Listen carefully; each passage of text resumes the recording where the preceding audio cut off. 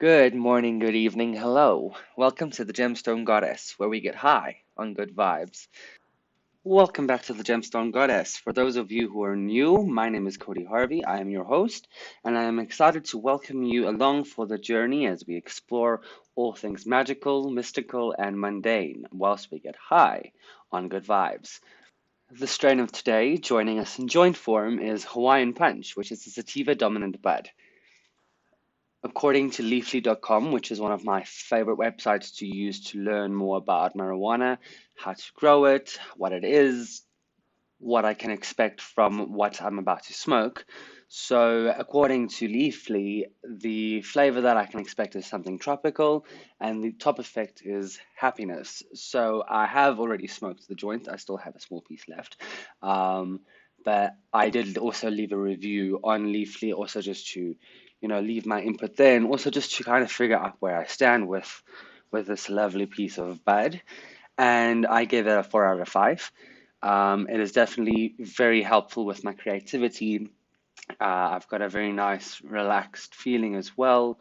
My body is a bit tingly, so it's definitely a bit of a body high, a bit of a head high.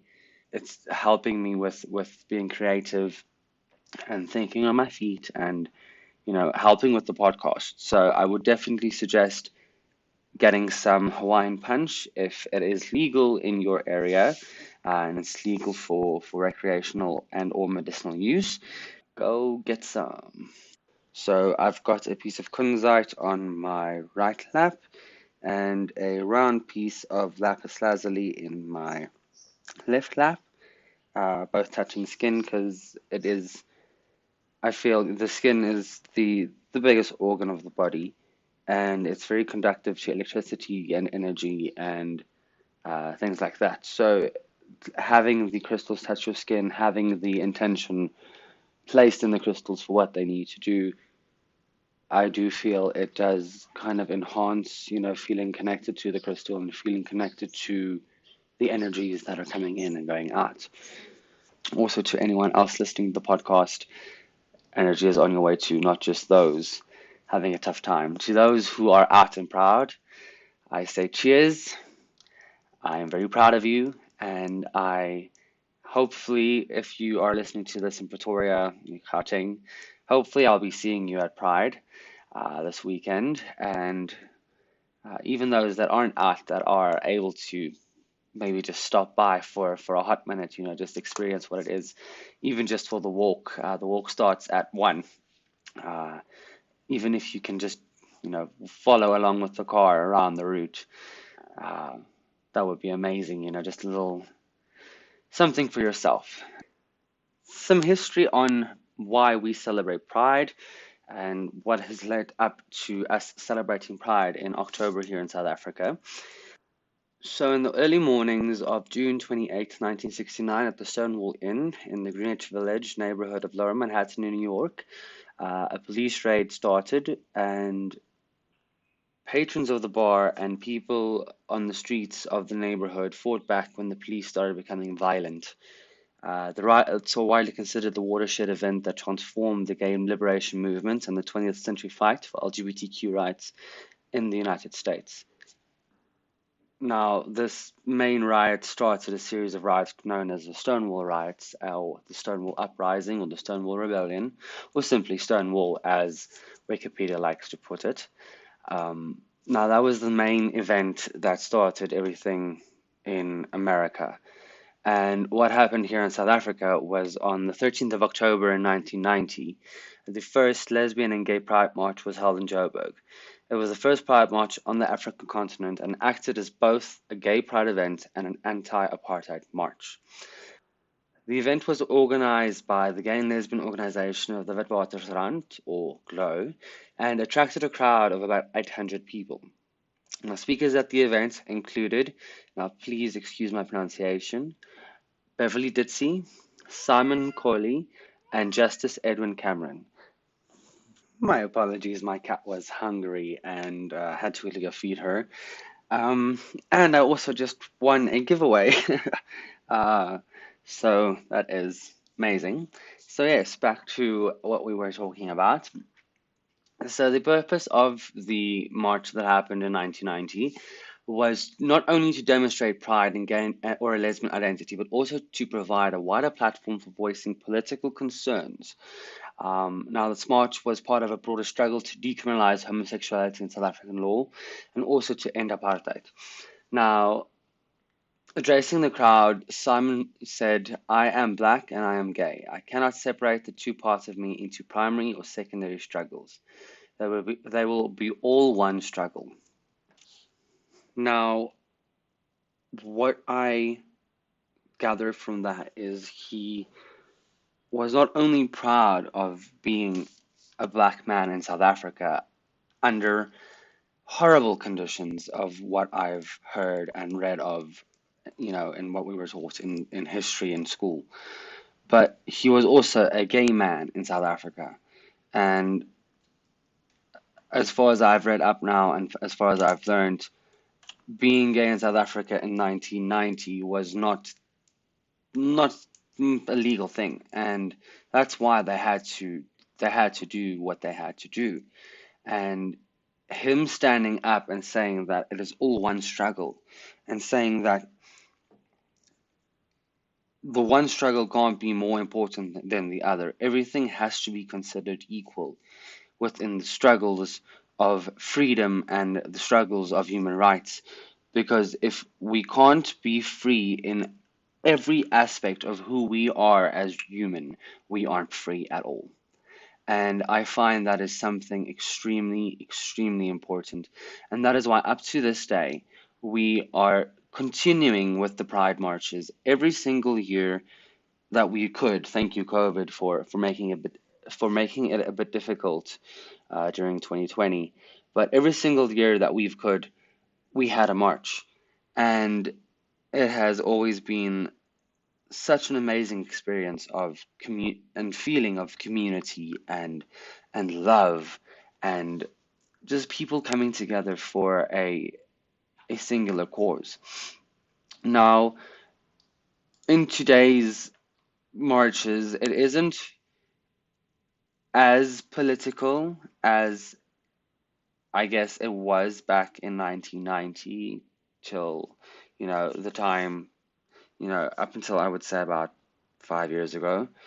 But I feel it's become more of a celebration, and more of a celebration of being able to express ourselves and being able to be free in who we are, because we have recently, received more rights as queer people in South Africa. Um, Now, we do still go through a lot of crap. Do not get me wrong. I remember my first Pride March. Was walking up one of the roads, the main roads here in Centurion, and um, one of the restaurants, the people were sitting on the stoop outside, and the way that they were looking at us, and there were people driving past in cars screaming profanities. It still hurts, but you keep your head high and you march because you are free to be yourself as much as everyone else is free to just go about their daily lives. There's people who go about their daily lives, not even on a day of a march, that get harassed, that get, kicked and raped and murdered because of who they are. And, being able to walk with the crowd of like-minded people, of like-minded individuals, of people who accept themselves, because not everyone in the march is gay. Not everyone in the march is trans or lesbian. Some of the people are straight allies, straight people who have opened their hearts and minds towards, their gay family members, and who are accepting and tolerable and aren't afraid to show that they stand with their children, that they stand with their friends. And I think those people that do that. This year, my brother is coming with to the Pride event, and I think that is just so amazing. Um, a few years ago, I would not never have thought that to happen. So progress, we are making progress. I do feel there has to still be some aspect of politicalness with the marches, because being gay is political. Being a drag queen is political. Just the fact that we still need to fight for the ability in some countries to breathe and leave our houses without fear of being killed is sad and scary. So we can't stop fighting. We can't stop being political until everyone in the world has the chance to be free and to be themselves in all capacities.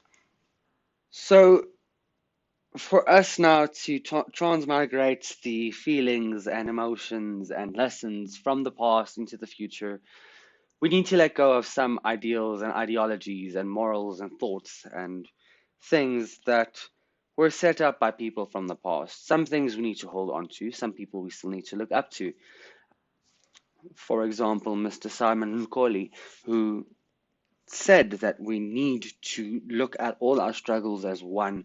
We can't just focus on one thing at a time. Well, we can't just focus on one struggle at a time and leave the rest be. Um, Something that also was brought to my attention now by my higher self is what's happening in Iran at the moment. If there's anyone from Iran listening to this podcast, any woman specifically, I stand with you. Um, it to be persecuted for being a woman, for being born female, for being you see this. It's I don't know. I can't explain to you the sadness and the loss of words that I feel when things like this happen because I just it's difficult for me.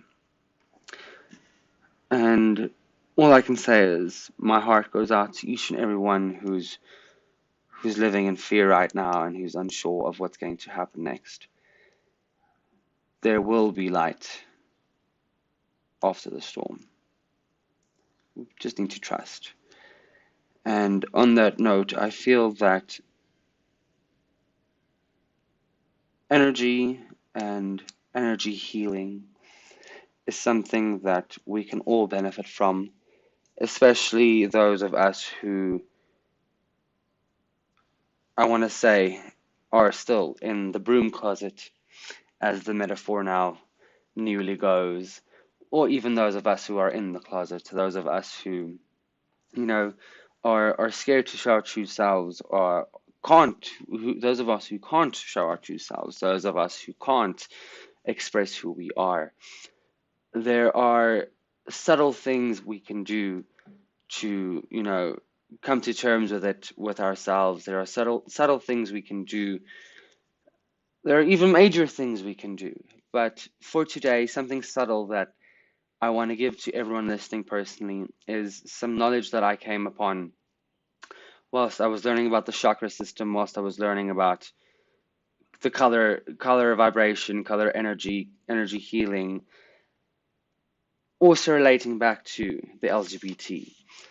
If you go look at the flag representing the LGBTQ pride movement, it's a flag usually now today of 6 colors, red, orange, yellow, blue, green, blue, and purple. Back in the day, it had pink and teal. Each of these things represented a specific idea, specific thoughts, a specific ideology. And for me, being able to translate those ideologies into crystal healing, chakra healing as well, because of it being the colors, I think we can all benefit from that. So, for example, if we look at the color red on the flag, its meaning is life. And the red stones usually found on a chakra bracelet is red jasper, which brings your root chakra into perfect grounding, starting with a strong base and letting your creative energies flow. Now, something that red jasper is amazing for is bringing life energy back into you through your root chakra. I myself have, I think, 2 or 3 pieces of red jasper, one in the car, and 3 here in the home, 2 or 3 here in the home. And just the feeling of strength and earth energy coming through the root chakra. I feel we can all use that balance. We can all benefit from grounding and, setting strong foundations for ourselves to build our future on. The next color is orange, which has the meaning of healing on the flag. And usually on a chakra bracelet, you would get carnelian, which, according to Tiny Rituals, offers quiet courage to the sacral chakra, rousing our intentions and gifting us a strong call, so we are ready when our manifestations finally step into being. Now, according to Crystal Vaults, so both of these are my sources for crystal and crystal bracelet information at this moment, just to give you guys more accurate wording and accurate meanings of what these crystals can help for. I do work with them myself, but I do sometimes find it difficult to put what I feel during a experience into words. I do know that does sound contradictory with all the stories that I've been telling, but yeah, these knowledgey type, information type things, I do like to use what I do consider as accurate information, so that if this is the information that I already work from, so I know it's accurate. So by just reading off of this, it just makes it a bit easier on me as well to be able to pass on the information. So crystalvaults.com, they've got information on all sorts of gemstones and crystals, tiny rituals as well. So if you guys want to go check them out, not sponsored, just by the way, but please go check them out. So anyway, back on track. Carnelian is a beautiful orange stone usually, but they do come in different colors, shades of red, shades of pink. But the orange version is for the sacral chakra. And now the sacral chakra is usually has to do with sex and your sex drive, and I do also consider it your seat of sexual identity. Now, healing for that, because of all the trauma we've gone through as the LGBTQ community throughout the years, gay has been around, queer has been around for what I would consider centuries. You hear people saying that, back in my day, it wasn't around and I never saw it. You never saw it. Doesn't mean it wasn't around. So I feel that all of that, the trauma that has gone around being queer and being part of the LGBTQ community has been stored in our sacral chakras.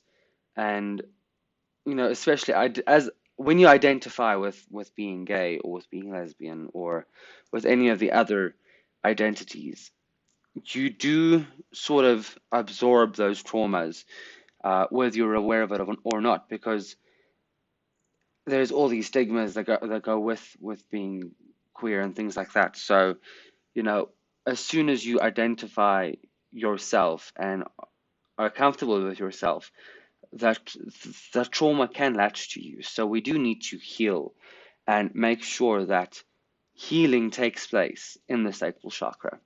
And carnelian is definitely a stone that can work for that. The next color is yellow, which on the gay flag represents sunlight.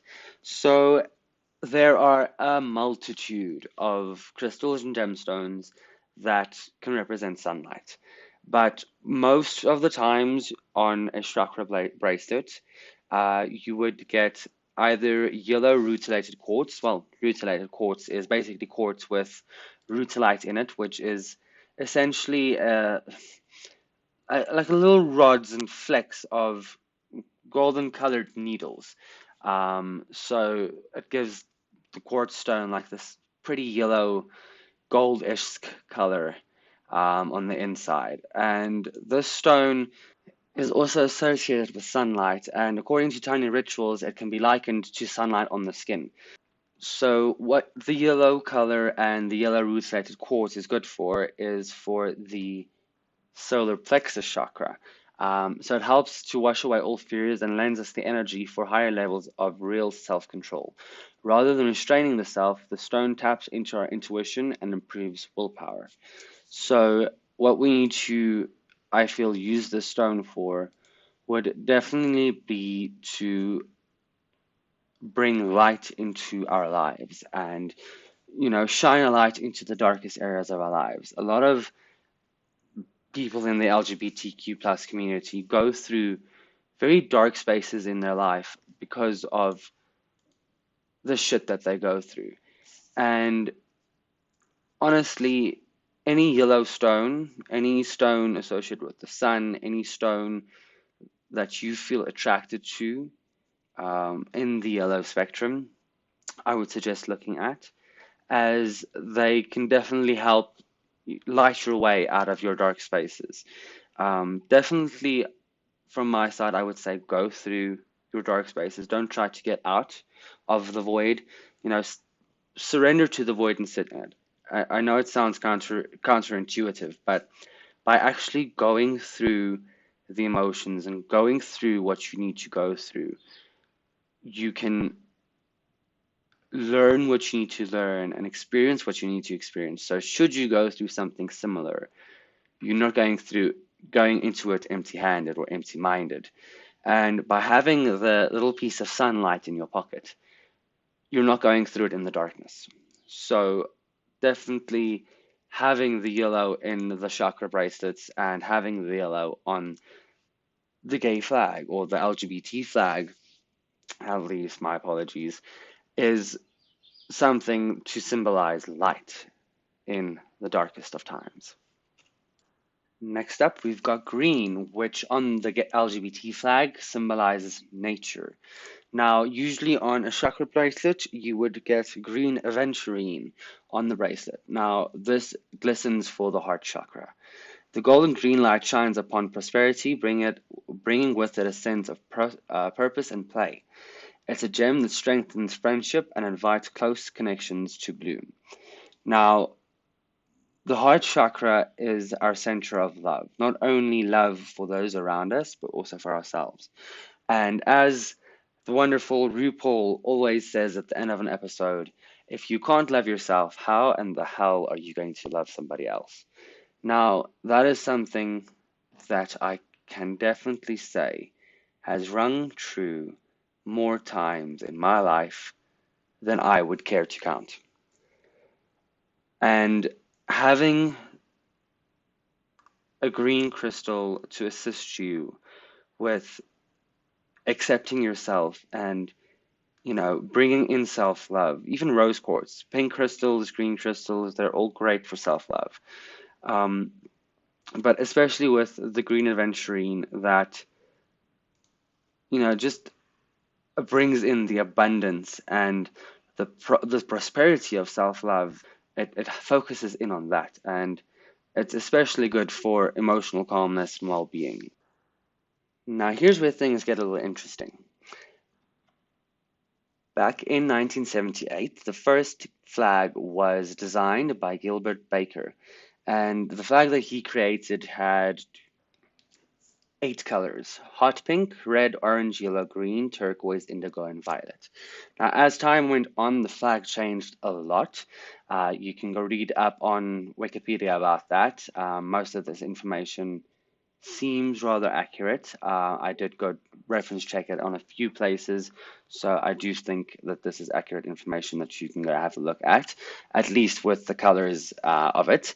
Now, the 6-color version was popular since 1979, and the turquoise and indigo was replaced with blue. Just made it a bit easier with the printing. And they also took out the pink because pink material wasn't as readily available as the other colors were. Now, because the blue wasn't part of the original color system when the meanings of the colors were assigned, we are going to mix the meanings of the turquoise and indigo. So turquoise meant magic, indigo meant serenity. Crystals usually on a chakra bracelet in the blue spot would be lapis lazuli, which taps into the power of the throat chakra, releasing our inner power. Now, for those of us who want to seek the truth and speak the truth, this is a stone that heightens our psychic awareness.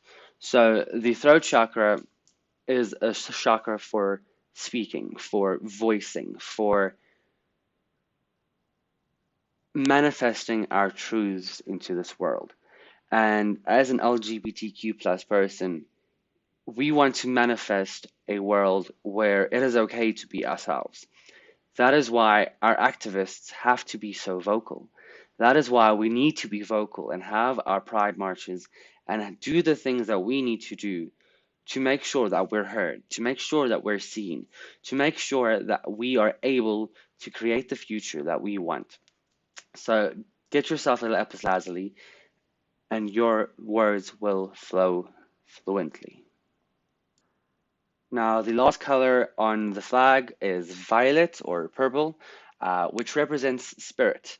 So, as I said earlier, a lot of people, especially in South Africa, hide behind their religion to, kind of criminalize and shun LGBTQ plus people.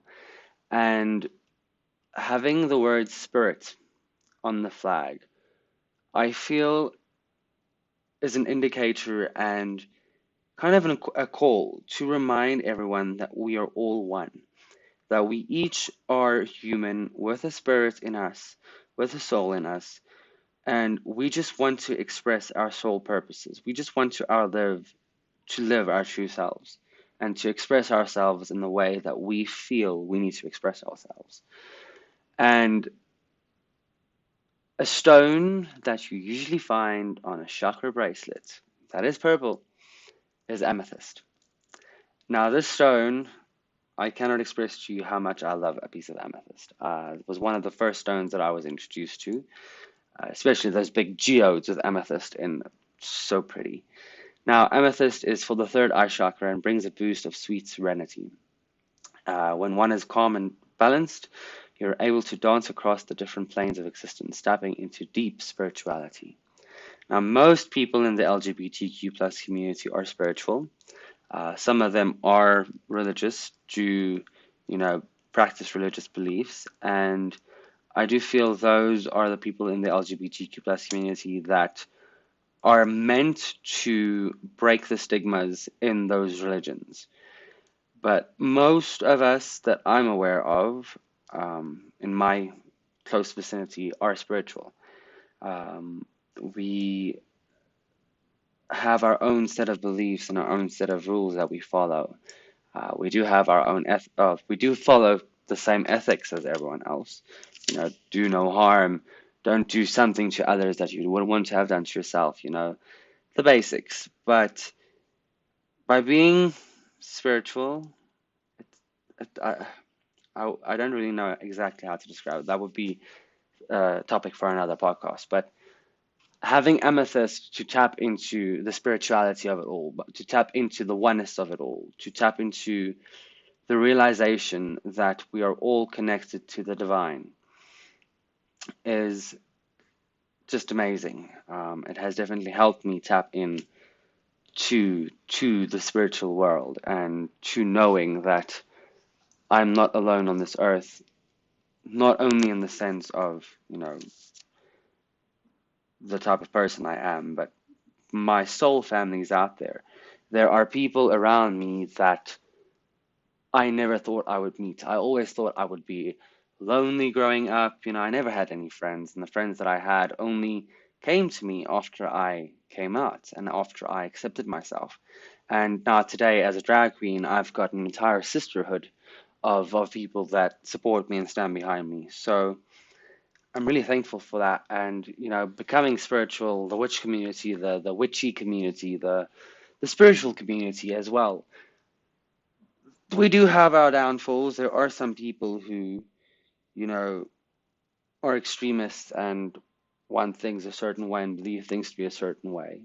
But that's the thing about spirituality. It's personal to everyone. So Yeah, that is chakras and crystals and the colors of the gay flag. I hope you guys found that as interesting as I did. Definitely learned a few things myself today as I was researching, and definitely gonna be wearing my chakra bracelets this weekend. Now, to end off our podcast, we are going to be doing a tarot card and an oracle card for the week ahead. So this is once again timeless. I set the intention that these cards are timeless, so that whenever you do hear this podcast, that whatever message comes out is applicable to you at that moment in your life. Now, I'm currently going to be using the Zelig Tarot by Christine Zelig. Uh, I pronounced that two different ways. So my apologies if one was correct and one was incorrect. And my apologies if both were incorrect. But yeah, this is basically like a watercolor, water paint uh, depictions and imagery, and it is so pretty. I really do love the way that these cards look. So for this week ahead, as we go on to the next podcast, and as we celebrate Pride this weekend, and as anyone who's listening needs a message.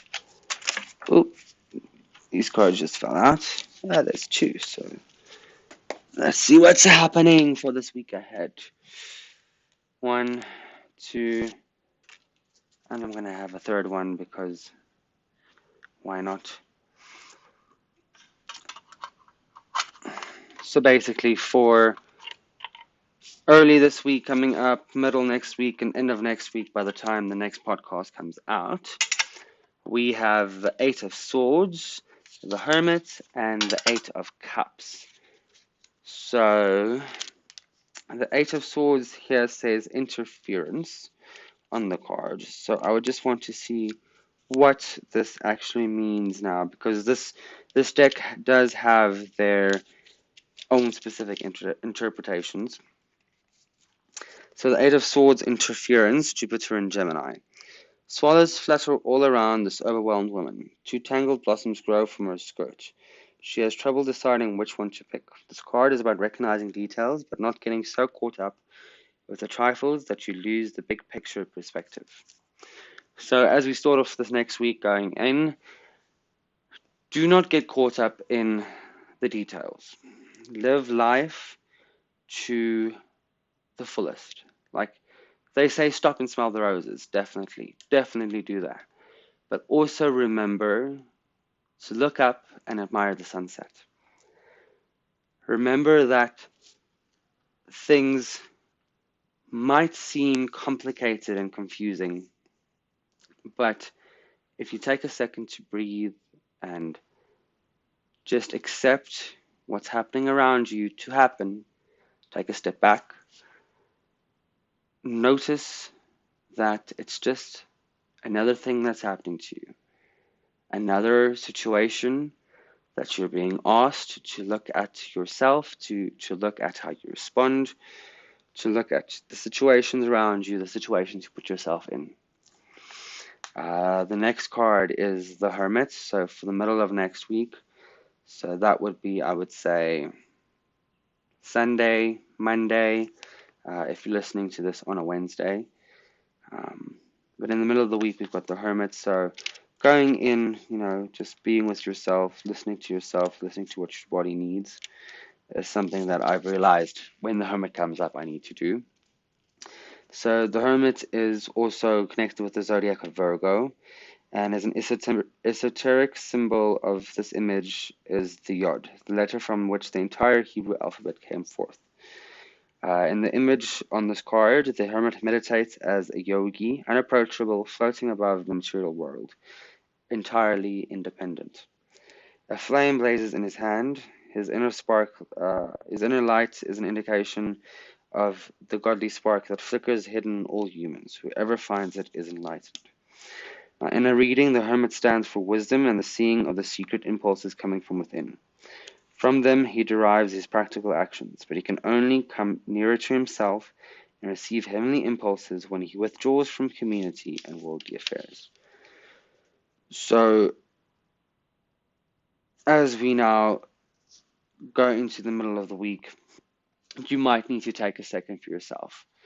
You might need some TLC. You might need to sit for yourself and think what the next steps are, and kind of just set an appointment with yourself to just take a break from it all. Just sit back, read a book, paint something, draw something, do a tarot reading.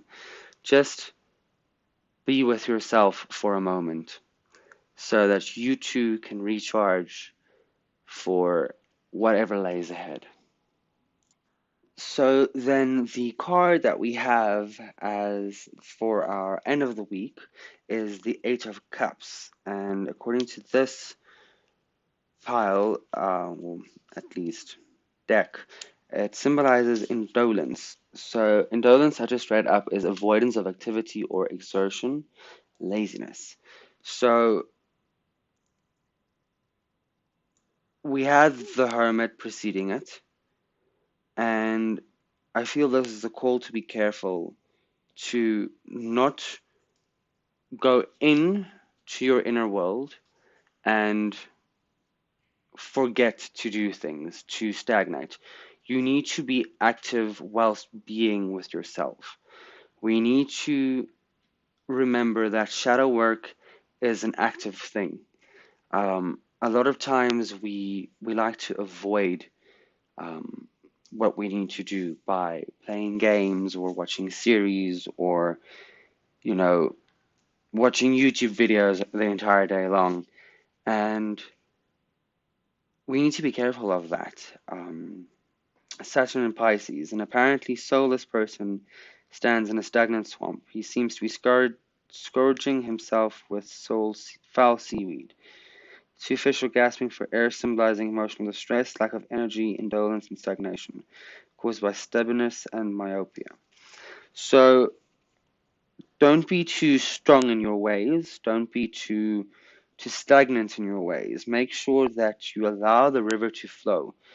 Uh, Pull out the weeds. Don't sit with the foul seaweed and keep it and pile it up. You need to pull it out and throw it away. If it's rotten, pull it out and throw it away. Don't let your fishies drown. They need clean water. They need the river to flow to be able to allow life to go on. So yes, now the last card for today and for the week ahead is going to be from my Power of the Moon Lunar Oracles card, because it won't be a reading that will never be complete, in my opinion, without some wisdom from the moon. So let us see. This oracle deck actually has 2 or 3 little things we might receive from. So we might either receive a moon phase, or a moon in a sign, or a spirit animal. So we have received the moon in Aquarius, so it's a moon sign. So this time is ripe for celebrating life. Make the most of parties, gatherings, and other social opportunities. So when you do go out, when you don't have your hermit moment, as I said, try not to get caught up in a hermit moment, otherwise you are going to stagnate and it might just start becoming a foul-smelling swamp. But when you do have your social moments, make sure you celebrate, make sure you indulge, make sure that you spend time celebrating the parties. This is actually where the Eight of Swords also comes in. Don't be looking at the small details thinking, this has gone wrong, and this is going wrong, and this is going wrong. Celebrate the party. Just enjoy the parties. Enjoy the celebration. Enjoy life. This is something that I'm definitely going to be taking into this next weekend as I go to Pride and all the different performances and shows that I have coming up. And I ask you to do the same. And I hope you enjoyed this podcast, and I hope to see y'all next week. Blessed be, merry meet, merry part, until we meet again.